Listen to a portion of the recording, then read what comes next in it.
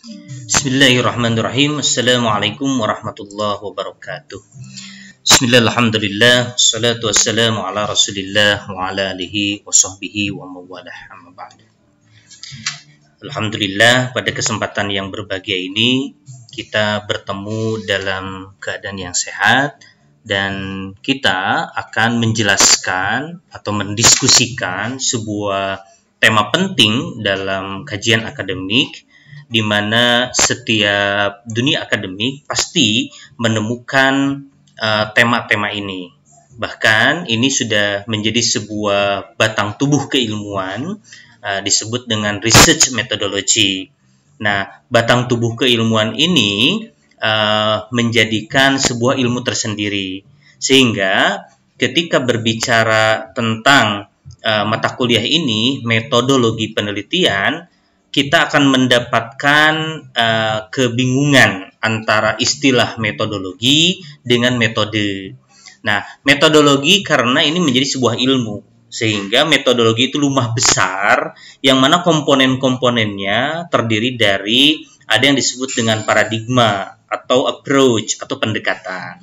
Ada yang disebut dengan metode, ada yang disebut dengan teknik, ada yang disebut dengan prosedur. Nah, cara mendesain bagaimana pendekatannya atau paradigma approach-nya, bagaimana metodenya, bagaimana tekniknya, ini dinamakan dengan desain penelitian atau skenario penelitian. Nah, oleh karena itu, untuk masuk ke dalam mata kuliah ini, perlu kiranya kita memahami satu persatu. Pertama, kita harus memahami yang disebut dengan paradigma penelitian. Nanti selanjutnya kita juga harus memahami tentang metode penelitian. Lalu selanjutnya nanti teknik-teknik penelitian, baik itu teknik pengambilan data, teknik analisis data, dan seterusnya. Lalu juga nanti kita juga perlu mencari sebuah model desain penelitian. Misalkan approach-nya begini, metodenya begini, tekniknya begini. Nah, kira-kira yang paling cocok model desainnya atau skenario penelitiannya seperti apa. Nah, itulah gunanya mata kuliah ini, yakni metodologi penelitian. Jadi beda antara metode penelitian dengan metodologi penelitian. Metodologi juga bersifat filosofis, ya. Kalau metode bersifat praktis. Jadi ketika Anda bercerita tentang metodologi, maka di dalamnya ada metode. Tetapi ketika berbicara metode, itu bagian besar dari rumah besar dalam keilmuan sebuah penelitian bernama metodologi penelitian. Baik, itu perkenalan awal. Nah, agar kita lebih sistematis, maka beberapa pertemuan ke depan kita akan banyak bercerita tentang, pertama, kita akan bercerita tentang konsep penelitian beserta dengan jenis penelitiannya.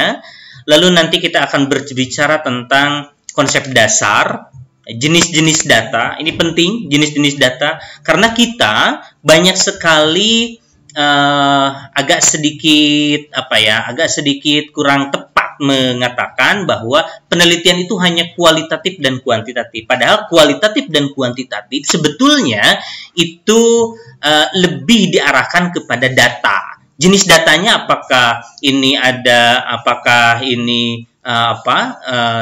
deskriptif, atau jenis datanya ini bisa dihitung atau tidak, apa kategoritif, dan seterusnya. Nah, ini kebanyakan kita menganggap bahwa data ini seolah-olah menjadi sebuah metodologi. Jadi data itu bagian dari metodologi penelitian. Juga nanti kita akan berbicara tentang skala pengukuran, ya, terutama bagaimana cara mengukur data, karena data itu ada lalu diukur. Apakah ini, kalau skala pengukurannya menggunakan kontinum, maka alat ukurnya harus jelas. Nah, kita juga akan berbicara tentang bagaimana cara mengkonstruksi instrumen penelitian, bagaimana skala-skalanya. Lalu kita juga harus berbicara tentang variabel, ya, karena mau tidak mau variabel ini harus dijelaskan, apakah variabelnya harus berapa, kalau di skripsi berapa, kalau di tesis berapa, kalau di disertasi berapa, dan seterusnya. Lalu metode analisis datanya seperti apa. Lalu kita juga akan berbicara dalam konteks kuantitatif, itu berbicara tentang penelitian asosiatif dan komparatif. Nanti kita akan bahas secara mendetail di bagian kuantitatif. Jadi nanti di pertemuan 2, pertemuan kita 3, kita akan berbicara tentang kuantitatif. Lalu selanjutnya juga kita akan berbicara tentang kuantitatif 3, itu penyusunan instrumen atau konstruk instrumen dan jenisnya. Lalu nanti karena kuantitatif ini bersifat numerik, maka cara analisis datanya banyak menggunakan software-software. Ilmu untuk mengetahui atau mengukur, menganalisis alat data-data yang sifatnya numerik itu disebut dengan statistik. Nah, nanti dalam statistik kita akan mengenal bagaimana cara menggunakan SPSS. SPSS itu kependekan dari Statistic Package for Social Science.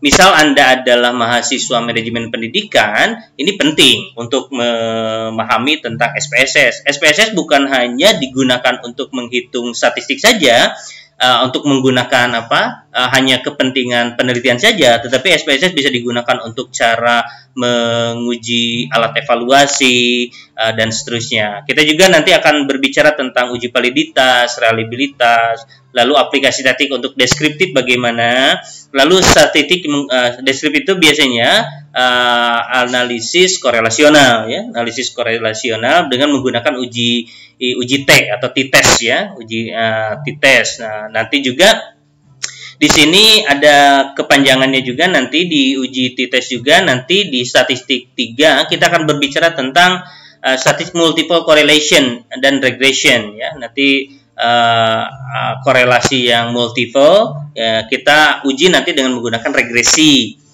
Nanti kesananya juga regresi yang lebih tinggi menggunakan analisis jalur di statistik 4. Juga analisis jalur atau path analysis juga kita akan menggunakan lebih jauh lagi dari uji T, namanya ANOVA, ya, analysis of variance. Lalu juga ada MANOVA, multiple analysis of variance. Jadi bagaimana kalau variabelnya itu lebih banyak, ya. Selanjutnya kita masuk di kualitatif. Nanti kita akan berbicara tentang penelitian interaktif fenomenologis, ya. Jadi bagaimana cara meneliti fenomenologis dengan pendekatan fenomenologis. Juga nanti kita akan berbicara tentang etnografis, lalu studi kritis. Lalu nanti di 3 itu non interaktif, bisa filologi, analisis konsep, kebijakan, dan sejarah. Lalu di pertemuan selanjutnya kita akan berbicara tentang R&D, Research and Development, ya, miliknya Seaborg and Gall. Lalu Mixed Method, ya, miliknya Creswell.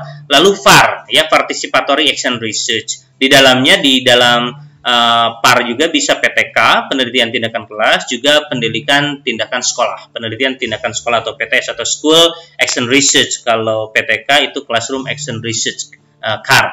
Nanti di sini masih 14 pertemuan, ya, sesungguhnya 16 pertemuan. Nanti kita akan coba ada 16 video yang mendampingi setiap materi yang akan kita bahas, sehingga nanti setiap video diharapkan Anda bisa ada feedback, apa yang bisa ditanyakan silakan Anda tanyakan dalam kolom komen. Baik, kita akan masuk ke dalam pertemuan pertama, yaitu konsep penelitian, ya, konsep penelitian. Baik, apa sih itu penelitian? Sebetulnya research itu yang paling utama adalah mengambil data. Jadi mengambil data. Jadi research itu mengambil data. Jadi kalau Anda mau research tapi Anda kebingungan terhadap data, itu Anda akan stuck. Anda tidak akan bisa melakukan research. Jadi research itu sebetulnya mengambil data. Jadi kata kuncinya adalah mengambil data. Tanpa mengambil data Anda tidak bisa research. Namun tidak hanya mengambil data, karena data itu kan sesuatu hal yang ada. Data itu pasti ada. Cuman masalahnya bagaimana data itu dikonsepsikan. Dikonsepsikan menjadi sebuah masalah. Karena data itu ada, maka data itu berguna untuk apa harus dirumuskan dulu. Nah, maka butuh yang namanya satu, harus mengidentifikasi masalah. Nah, ini penting. Kenapa penting? Karena ini adalah awal atau pintu masuk dari Anda mau kemana nih. Misal, saya kasih pilihan. Anda boleh tinggal di perkotaan. Nah, silakan. Perkotaan itu definisikan. Nah, perkotaan itu adalah field atau wilayah atau kajian yang harus Anda kuasai. Misal, Anda jurusan manajemen, maka Anda field-nya itu manajemen. Tetapi ketika sudah ada dalam field, Anda memiliki yang kedua, yaitu interest. Interest itu adalah minat atau keberpihakan, tendensi, kecenderungan. Di dalam manajemen banyak, ada yang dimaksud dengan leadership, ada yang berhubungan dengan sumber daya manusia, ada yang berhubungan dengan supervisi, berhubungan dengan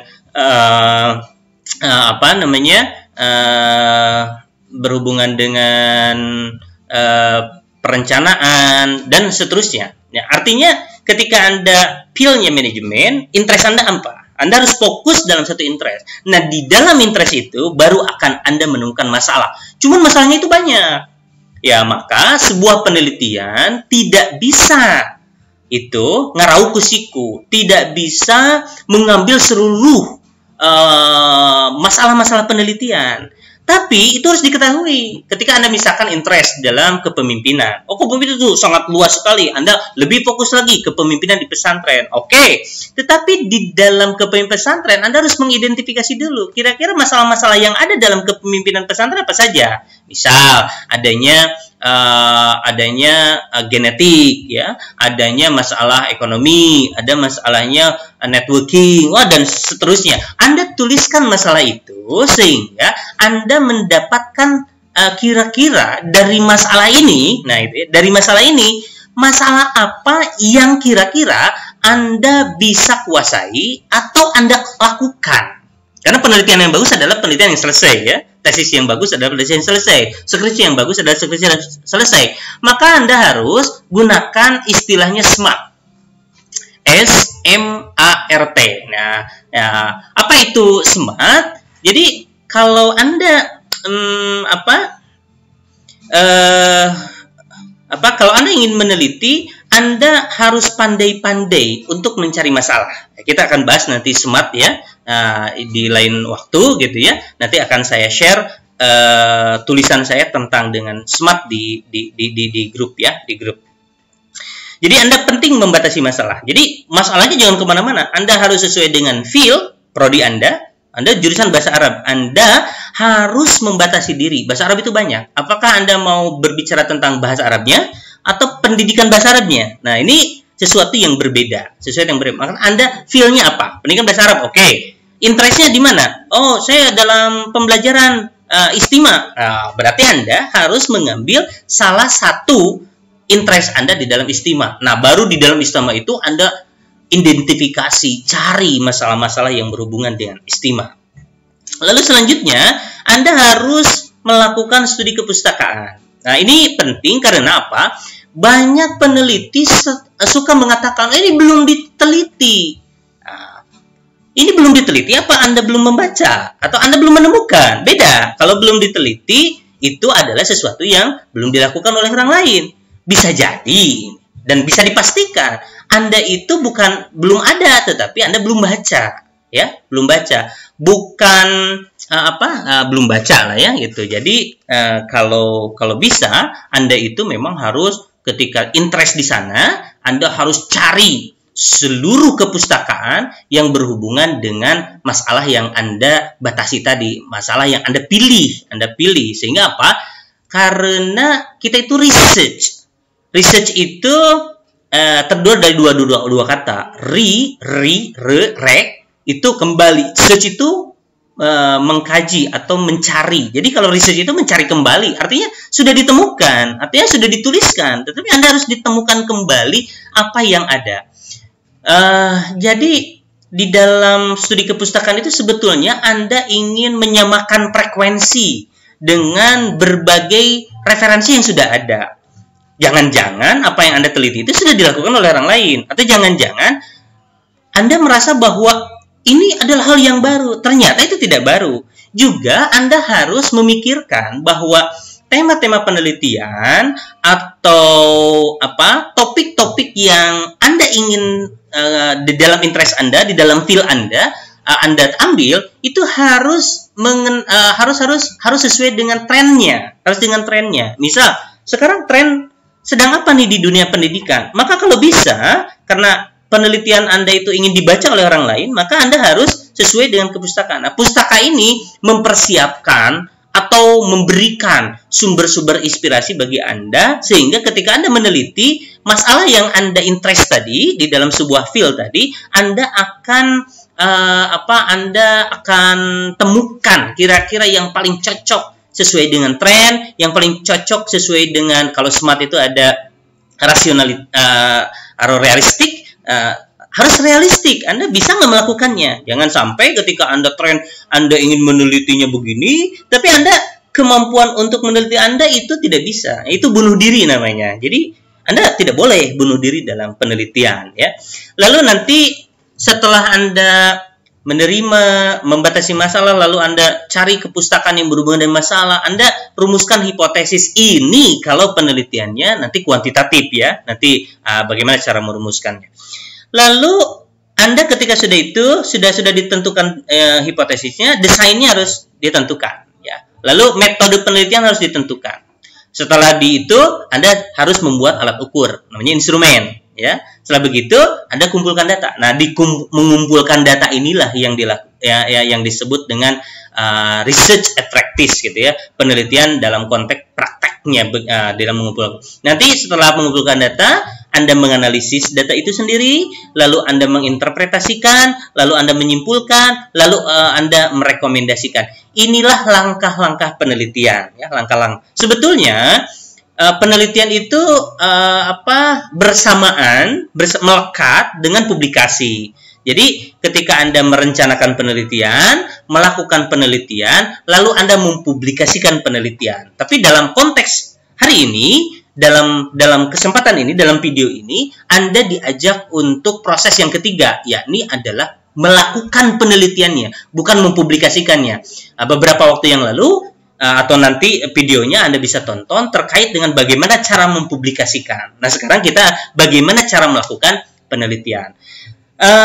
Karena ini sangat panjang urusannya, sangat begitu banyak pilihan-pilihan yang Anda bisa ambil, maka kita harus breakdown dengan berbagai tahapan, ya. Kita pelan-pelan saja bagaimana supaya Anda menjadi researchers, peneliti, dengan menggunakan sense penelitian yang baik dan benar, dengan supaya Anda paling tidak memiliki kepekaan, ya, sensitivity, bahwa Anda itu bisa, saya itu ingin meneliti ini. Nah, bagaimana cara meneliti ini supaya menjadi produk penelitian?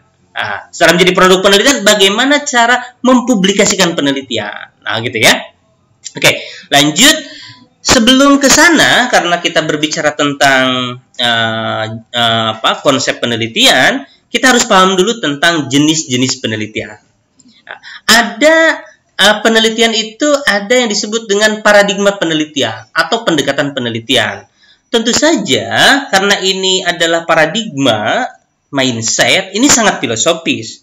Ketika kutub ini diambil, maka akan berakibat kepada hasil, akan berakibat kepada data, akan berakibat kepada rekomendasi dan seterusnya. Sehingga di dalam pendekatan penelitian ini, banyak ahli merumuskan hanya dua kutub. Ada yang kuantitatif, ada yang kualitatif. Nanti kita bahas perbedaan-perbedaan keduanya. Kalau kuantitatif dari sisi nama saja, ini adalah pendekatan yang memang datanya itu numerik, kuantitas, jumlah. Jadi kalau datanya sifatnya jumlah, misal Anda menemukan datanya itu sifatnya jumlah, numerik, bukan deskriptif, bukan naratif, maka ini bisa dikatakan nanti penelitiannya dengan menggunakan kuantitatif. Tetapi ketika Anda menemukan datanya bersifat naratif, maka itu adalah kualitatif, quality, mutu. Maka nanti seorang peneliti akan mudah menentukan paradigma mana, pendekatan apa yang akan ditentukan. Lihat datanya, apakah datanya sifatnya numerik, misal angka-angka, atau dia itu sesuatu yang bukan numerik, tapi dinumerikan, istilahnya dikuantifikasi. Kuantifikasi itu dari kata-kata, dari persepsi, tetapi Anda pakai alat ukur sehingga itu menjadi kuantitatif, menjadi numerik. Nah, itu juga kuantitatif. Banyak misalkan di penelitian-penelitian yang sudah menggunakan konstruk instrumennya, menggunakan skala, misalkan skala sikap, sangat setuju, dan seterusnya. Kalau sangat setuju 4, kalau setuju 3, dan seterusnya. Itu namanya kuantifikasi, dan itu adalah penelitian kuantitatif. Nah, tetapi kalau interview, foto-foto, lalu kita melihat observasi di lapangan, Anda melihat simbol-simbol dan seterusnya, dan itu merupakan sebuah mohon maaf dulu, baterainya habis. Nah, dan itu merupakan sebuah data, maka datanya adalah data kualitatif. Maka pendekatannya juga bisa dipastikan itu adalah pendekatan kualitatif. Lalu selanjutnya ada juga penelitian yang memang itu dilihat dari dimensi fungsi. Fungsi penelitian itu apa? Misalkan ada penelitian dasar, grounded research. Nah, itu biasanya penelitian untuk menciptakan atau menemukan sebuah teori. Itu penelitiannya penelitian dasar. Jadi penelitian dasar misal Anda ingin melihat bagaimana sih kepemimpinan pesantren. Nah, dalam konteks kepemimpinan pesantren, misal Anda belum menemukan kira-kira bagaimana sih model kepemimpinan secara utuh, melihat secara holistik, melihat kepemimpinan pesantren itu seperti apa. Maka Anda cari sedemikian rupa, variabel-variabel dicari sehingga Anda menemukan, oh ini loh, teori kepemimpinan pesantren itu seperti ini. Tetapi tentu saja karena ini adalah grounded research, maka tidak bisa Anda gunakan penelitian yang terapan, karena terapan itu jadi menerapkan. Anda misalnya sudah ditemukan jigsaw itu bagus apa enggak sih untuk pembelajaran? Sudah banyak sekali yang menggunakan. Tetapi bagaimana Anda secara implementatif, apakah betul jigsaw itu cocok untuk mahasiswa atau untuk siswa di sekolah berbasis pesantren? Nah, itu Anda penelitiannya terapan, tidak menggunakan penelitian yang dasar. Ada juga penelitian evaluatif. Evaluatif itu jadi mengevaluasi. Jadi ini loh sudah berjalan sebegini. Kira-kira ini itu berjalannya baik atau tidak baik? Apakah ini perlu direvisi atau tidak? Harus menentukan itu baik atau tidak, itu harus dievaluasi. Nah, maka diperlukan penelitian. Dalam mata kuliah evaluasi, tentu saja biasanya berhubungan erat dengan penelitian. Jadi karena si evaluator ini bisa menentukan angka atau menentukan mutu. Apakah ini baik, sedang, buruk, ini berdasarkan penelitian. Dan penelitian itu rata-rata itu tidak bisa tidak bisa begitu saja mengambil tanpa dirumuskan desainnya, tanpa dilihat datanya, tanpa dianalisis datanya, tanpa diinterpretasikan datanya. Jadi tidak bisa. Jadi seluruh proses-proses penelitian itu harus dialami sehingga akhir dari penelitian berupa produk penelitian, bisa itu dalam bentuk tulisan, bisa dalam bentuk laporan dan seterusnya, itu dilakukan oleh seorang peneliti atau seorang evaluator. Jadi bisa dia penelitian dasar, bisa penelitian terapan, juga bisa penelitian evaluatif. Ada juga dengan berdasarkan dimensi tujuan. Ini tujuannya untuk apa? Nah, biasanya penyajian penelitian itu ini tergantung dari tujuannya. Contoh, banyak sekali mahasiswa mengatakan, oh saya mau penelitian kualitatif deskriptif. Nah, artinya dia secara pendekatan kuantitatif, tetapi tujuannya untuk mendescribe. Ya, kalau mendescribe itu eksplanatif. Kalau eksplanatif artinya apa? Dia hanya menjelaskan apa yang terjadi saja. Jadi tujuannya memang untuk menjelaskan, to portrait, untuk memotret saja ini loh. Nah, ini biasanya di kualitatif etnografis, di kualitatif fenomenologis, ini banyak sekali menggunakan penelitian dengan tujuan deskriptif. Ada juga yang prediktif. Nah, kalau prediktif ini biasanya seperti penelitian kuantitatif korelasional yang sifatnya inferensial. Memang harus menyimpulkan, tetapi simpulan itu prediktif. Maka biasanya kalau prediktif itu harus menggunakan hipotesis. Harus jawaban sementara diprediksi dulu. Nah, nanti jawaban sementara ini diuji, dianalisis sesuai dengan data yang diambil. Maka itu penelitian dengan tujuan prediktif. Ada juga yang impromptif. Impromptif itu adalah tujuannya ingin meningkatkan. Nah, maka ini bisa digunakan seperti penelitian tindakan kelas atau penelitian tindakan sekolah (PTS) atau penelitian action research, penelitian tindakan atau participatory action research ya, PAR gitu. Ini impromptif. Jadi penelitian ini ingin menyelesaikan sebuah masalah. Nah, itu ingin menyelesaikan sebuah masalah. Nah, berbeda dengan eksplanatif. Eksplanatif itu ya explain. Jadi kalau deskriptif itu eksploratif, kalau eksplanatif dia menjelaskan. Ya, bisa menggunakan dengan dimensi strukturalisme atau post strukturalismenya si Levi-Strauss dan seterusnya. Nah, Oke, kita akan mencoba karena kita hampir dipastikan tema-tema dalam metodologi penelitian itu bisa dipastikan berangkat dari membedakan dulu dua kutub yang berbeda, kuantitatif dan kualitatif. Dari banyak sudut ya, dari banyak sudut. Contoh, misalkan satu penelitian kuantitatif, dia berpijak pada konsep positivistik. Positivistik itu ilmu-ilmu sains.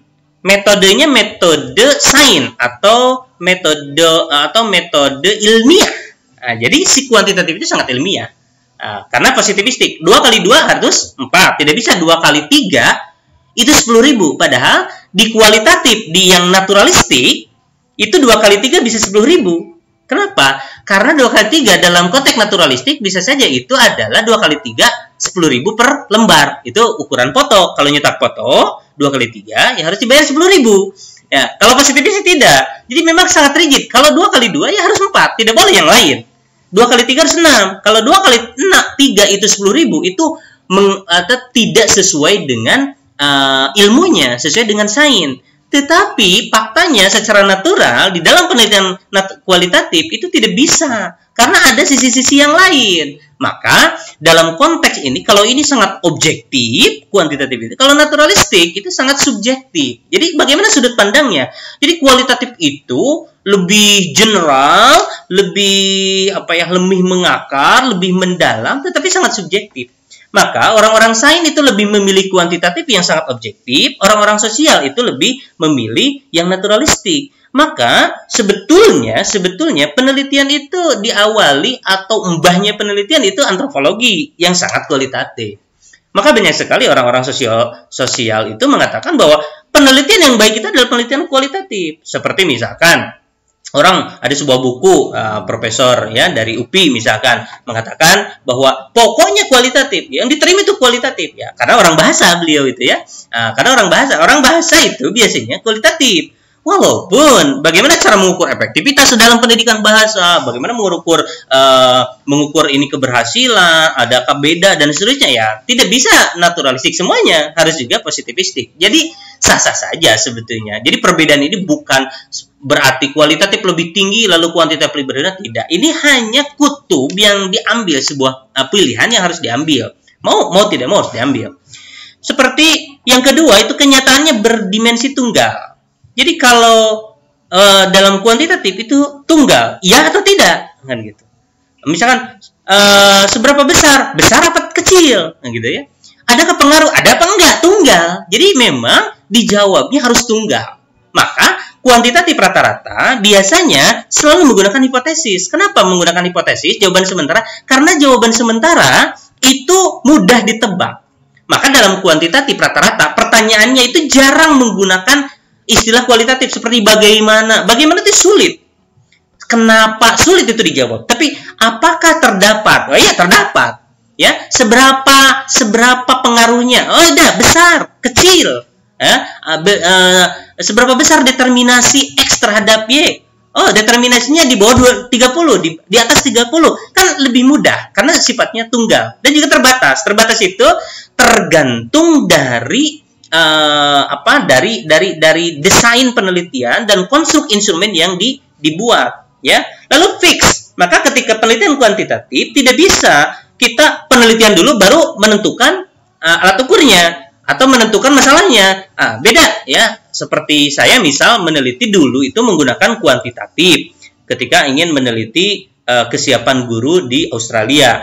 Nah, pada saat saya ke Australia saya sudah siapkan seluruh seluruh instrumennya. Tetapi pas ke sana saya menemukan sesuatu yang lain. Kenapa saya menemukan yang lain? Karena saat di sana ini sangat berbeda dengan konsep yang saya tujukan. Jadi saya gambarkan guru-guru di Australia itu mirip dengan Indonesia. Ternyata beda. Mereka sudah sangat siap.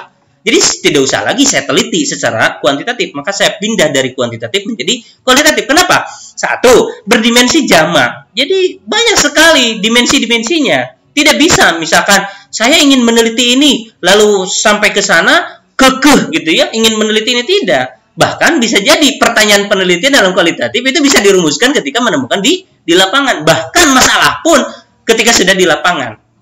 Ya, seperti misal terakhir saya meneliti Hauzah di Iran itu sangat kualitatif. Kenapa? Saya belum bingung apakah saya menggunakan Prime Indonesia melihat Syiah Iran dengan dalam konteks lembaga pendidikannya, atau di sana saya udah pokoknya lebur aja dulu di sana. Apa yang saya temukan? Nah, ternyata saya memilih yang kedua karena saya tidak terlalu banyak tahu, tetapi saya sudah cukup ilmunya untuk mendesain penelitian ketika sudah turun ke lapangan. Nah, maka itu dimensinya jamak. Saya awalnya tidak tahu bagaimana itu turba, bagaimana turba itu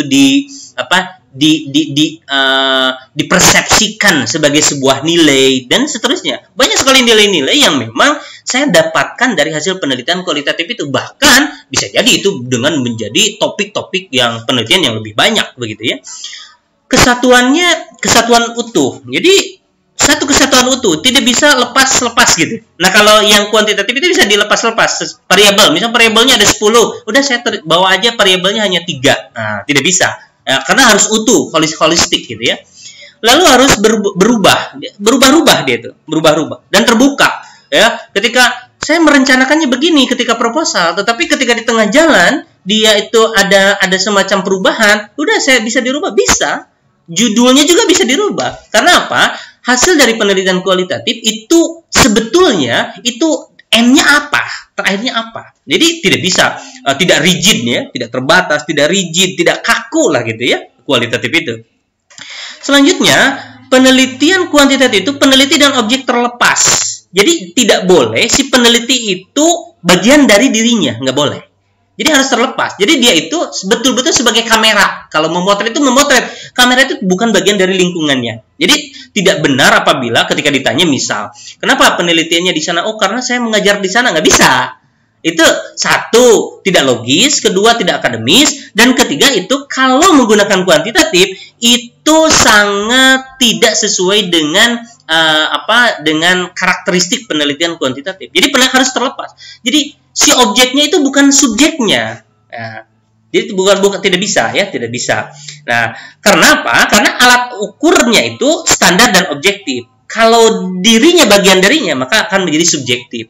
Nah, apalagi kalau nanti sudah misalkan Anda mau kuantitatif, tetapi yang mengisi instrumennya Anda itu tidak lagi objektif, itu sangat subjektif gitu ya. Anda dipengaruhi oleh teori-teori yang sudah Anda kuasai sebelumnya. Peneliti kalau kualitatif itu peneliti dan objek itu berinteraksi, ada interaksi. Maka nanti di dalam pembagian yang lain nanti saya akan tunjukkan pembagian. Ada penelitian yang interaktif, ada yang non interaktif. Nanti akan lihat di penelitian. Jadi antara si peneliti dengan objeknya itu berinteraksi. Sehingga apa? Di dalam interaksi itulah nanti si peneliti mendapatkan nilai-nilai, mendapatkan data-data, mendapatkan hal yang mungkin bisa menjadi sangat bermanfaat bagi penelitiannya.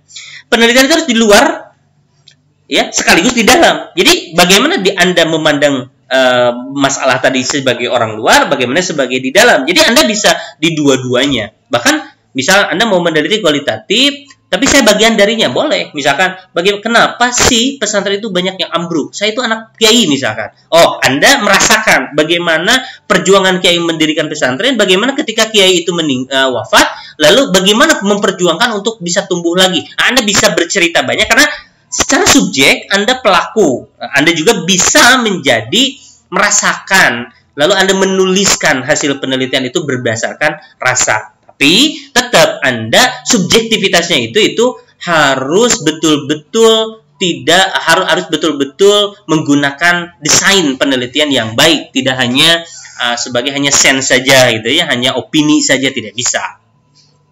Selanjutnya, di dalam kuantitatif itu setting penelitiannya itu dibuat. Kalau yang ini yang menggunakan eksperimental. Jadi disetting gitu. Jadi si penelitiannya itu dibuat, disetting atau dimanipulasi gitu ya, dimanipulasi.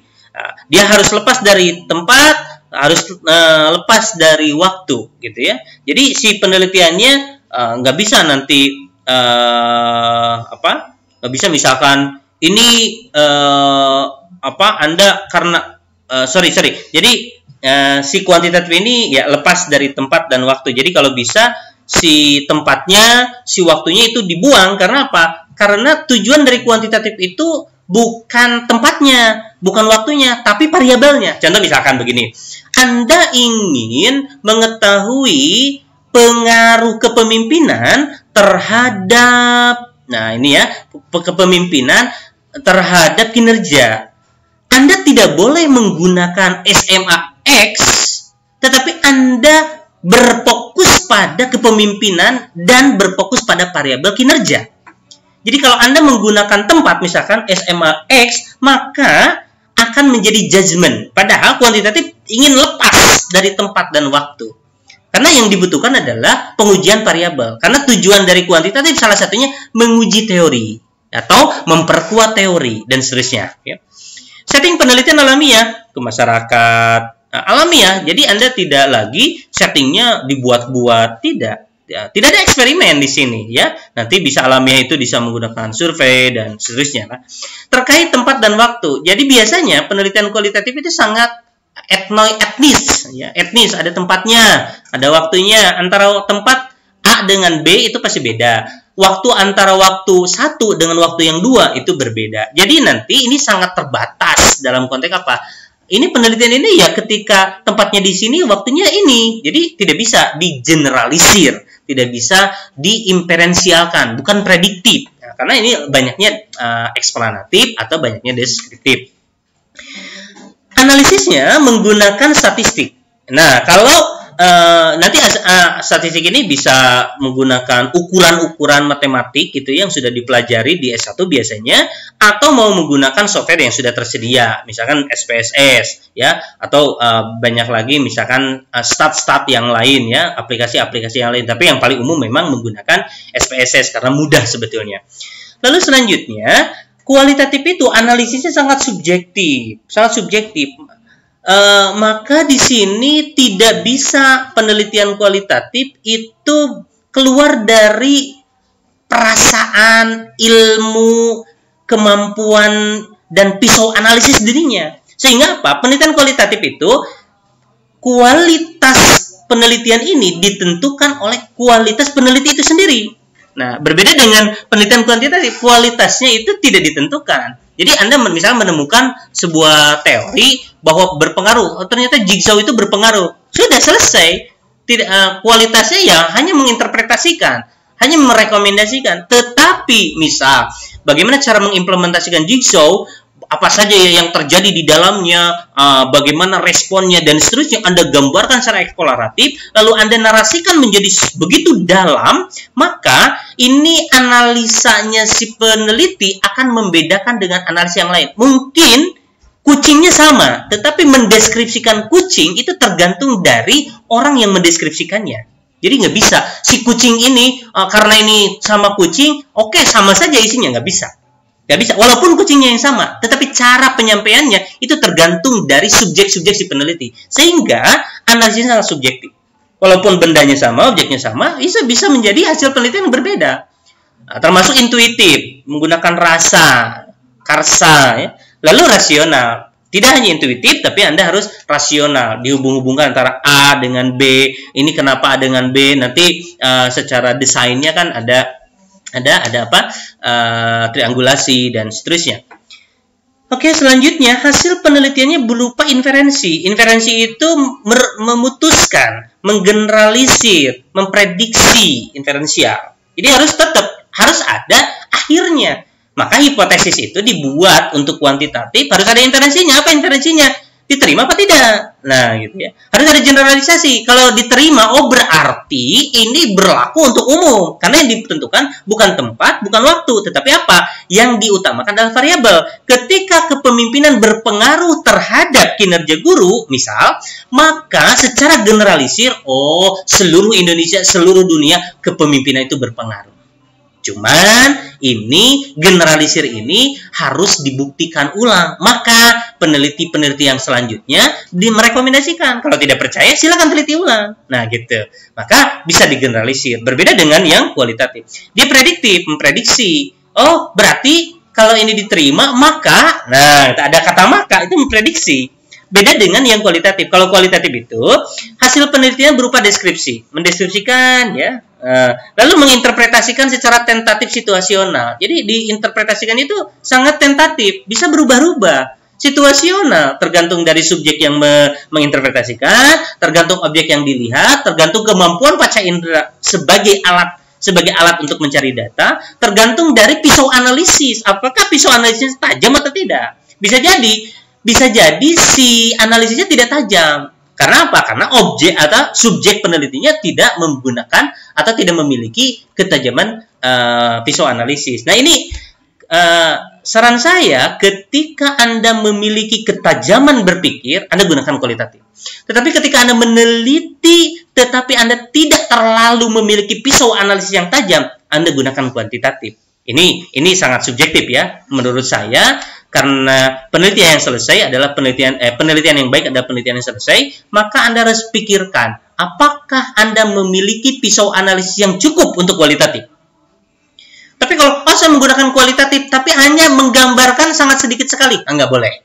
Harus mendeskripsikan sedemikian rupa sehingga holistik keseluruhan. Itu kualitatif. Ya walaupun banyak sekali saya temukan di skripsi, di tesis, di disertasi, dia menggunakan kualitatif deskriptif atau kualitatif dengan tujuan deskriptif, tetapi ternyata tidak mendeskripsikan secara utuh, gitu ya. Oke. Selanjutnya, nah ini ada metode-metode penelitian ya, yang memang nanti akan harus kita jelaskan satu persatu dalam beberapa pertemuan yang akan datang. Contoh misalkan di dalam kuantitatif ada dua kubu. Ada yang eksperimental, memang didesain secara eksperimen, diuji coba di dalam sebuah laboratorium. Kalau eksperimental murni, kalau eksperimental kuasi seperti di kelas-kelas, dia laboratorium tapi tidak bisa diperketat sedemikian rupa sehingga harus ada validitas ya, validitas konten, validitas desainnya. Takut-takut misalnya begini, Anda meneliti di kelas X itu pagi hari, lalu di eksperimental yang kuasi yang lain itu adalah siang hari. Karena ini ada variabel waktu, ya, ada variabel waktu. Jadi harus betul-betul homogen.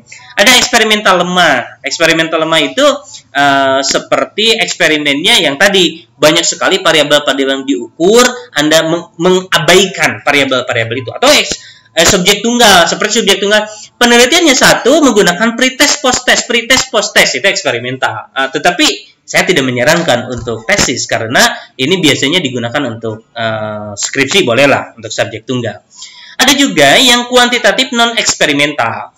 Non-eksperimental itu adalah penelitiannya yang tidak menggunakan laboratorium. Jadi dia seperti alamiah, tetapi Anda mengambil datanya itu bentuknya numerik atau angka. Ya, bisa nanti jenis-jenis datanya bisa kontinum, gitu, bisa diskrit dan seterusnya. Tetapi paling tidak ketika Anda menggunakan yang non eksperimental itu Anda harus melakukan kuantifikasi. Kuantifikasi adalah mengkuantitatifkan kualitatif, mengangkakan apa yang belum jadi angka. Maka muncul di sini ada skala sikap, ada skala kualitas, ada skala frekuensi, dan seterusnya. Nah, maka bisa penelitian yang non-eksperimen itu bisa deskriptif. Anda mendeskripsikan dari angka-angka. Misal survei gitu ya. Anda sudah ada ditemukan datanya, Anda deskripsikan, oh ini berapa persen begini, kenapa bisa begini, bla bla bla bla. Ini diperkuat dengan begini, bla bla bla, dan seterusnya. Nah, tetapi tetap di kuantitatif itu tetap harus ada garis besar dari angka-angka tadi yang disebut dengan statistik deskriptif. Jadi statistik deskriptif seperti min-nya berapa, mediannya berapa, range-nya berapa, rata-ratanya berapa, min-nya berapa, dan seterusnya. Jadi tetap ada deskriptifnya. Lalu ada juga komparatif. Kalau Anda membandingkan, misalkan X sama Y membandingkan, lalu dibandingkan, misalkan ini negeri dan swasta, dibandingkan apa yang paling bagus dalam kinerja gurunya, lalu Anda kinerja itu harus diukur, alat ukurnya harus jelas, lalu setelah diukur, dibandingkan, oh ternyata yang bagus itu apakah status negeri atau status swasta, baru Anda bisa memutuskan dengan angka itu. Kalau dengan kualitatif nggak bisa diputuskan, nggak bisa memprediksi, ya. Survei itu tadi alam, kita tidak gunakan manipulasi, tidak ada intervensi di sana. Survei diambil datanya, diambil lalu sudah bekerja di atas meja, ya, desk evaluation. Ada juga tindakan. Nah, tindakan ini termasuk kuantitatif, termasuk action research, ya, penelitian tindakan. Penelitian tindakan itu misalnya PTK, PTS, PAR itu tindakan untuk menyelesaikan sebuah masalah. Tetapi menyelesaikan sebuah masalah tetap ukurannya harus istilahnya misalkan efektivitas. Efektif enggak sih? Nah, efektif enggaknya itu karena harus diukur oleh angka. Maka data-datanya harus sifatnya angka. Walaupun di dalamnya dijelaskan. Angka ini bisa menggunakan mixed method. Ya, nanti ya, yang ketiga, dia dihubungkan antara kuantitatif dan kualitatif. Dari ketiganya, ada yang bukan eksperimen, bukan non-eksperimen. Artinya kedua-duanya. Eksperimen oke, non-eksperimen juga oke. Namanya research and development.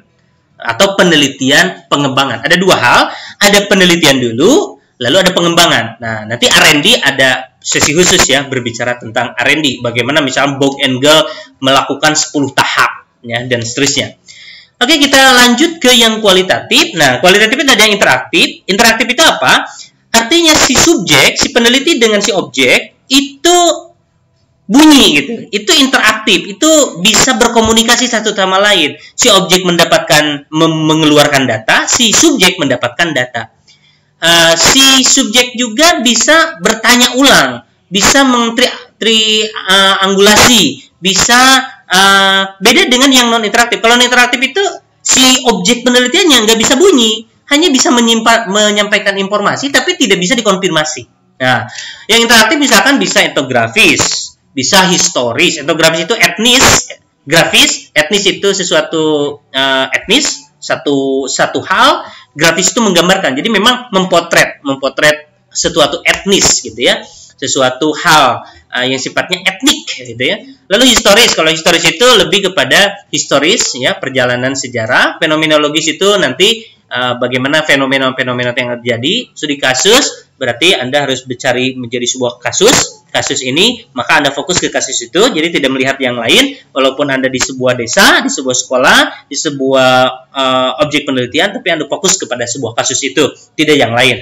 Studi kritis, Anda mengkritisi bisa mengkritisi kebijakan, lalu Anda tanya kebijakan ini, misal ada sebuah kebijakan Permendikbud tentang SKL, misalkan standar kompetisi lulusan, Anda ternyata mau mengkritisi, oh ini begini, saya tanya kepada gurunya, tanya kepada kepala sekolah, tanya kepada siswa, apa yang terjadi, kira-kira apa yang kekurangannya, apa kebaikan, apa kelebihannya, dan seterusnya. Itu interaktif. Jadi si peneliti itu masuk ke lapangan, maka di kualitatif ini biasa disebut dengan field research, penelitian lapangan. Kenapa? Karena di lapangan dia berinteraksi dengan data, berinteraksi dengan objek yang mengeluarkan data. Kalau kualitatif non interaktif ini disebut dengan library research. Karena apa? Library, pustaka itu tidak memiliki interaksi. Nah, dia itu monolog. Jadi si peneliti, si subjek itu hanya meneliti data, tapi data itu tidak bisa mengkonfirmasi. Maka dikonfirmasinya dengan berbagai data. Misal meneliti tentang karya Ibnu Taimiyah di X, maka pikiran X ini akan diteliti lagi di pikiran di X di X dalam buku yang lain. Jadi terus, tapi tidak interaktif. Bisa penelitian analisis konsep. Jadi kalau konsep-konsep itu pasti non interaktif. Analisis kebijakan, kalau misalkan Anda mau meneliti tentang permen, undang-undang dan seterusnya, itu kan tidak bisa. Jadi Anda harus melihatnya mungkin dari sisi balagohnya, dari sisi dari sisi naratifnya, dari sisi kebijakannya, sejarah munculnya, dan seterusnya. Ini analisis kebijakan. Ada analisis historis, Anda meneliti tentang historis. Oke. Kita ini mungkin terakhir. Apa saja yang harus dilakukan di dalam penelitian? Paling tidak, gampangnya, di S1 itu namanya skripsi. Skripsi itu dari deskripsi. Jadi kalau deskripsi tadi berarti tujuannya mendeskripsikan awalnya ya. Jadi kalau deskripsi itu kan melihat gejala dan menjelaskan dengan baik. Biasanya pertanyaannya ada apa nih? Apa? Jadi kalau ada apa ditanya. Nah, tetapi kalau yang tesis itu dari hipotesis, maka minimal ada 2 variabel. Pertanyaannya biasanya bagaimana atau apakah terdapat pengaruh dan seterusnya. Lalu disertasi biasanya mengapa. Walaupun ini tidak mutlak ya, tidak mutlak. Karena apa? Sebetulnya bedanya skripsi, tesis dan disertasi ada di dalam kedalaman.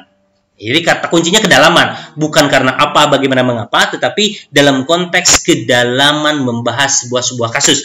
Lebih spesifik itu lebih tinggi derajatnya. Jadi spesialisasi. Jadi bukan hanya deskripsi. Oke. Itu saja, nanti kita akan bahas lagi di lain waktu. Terima kasih. Assalamualaikum warahmatullahi wabarakatuh.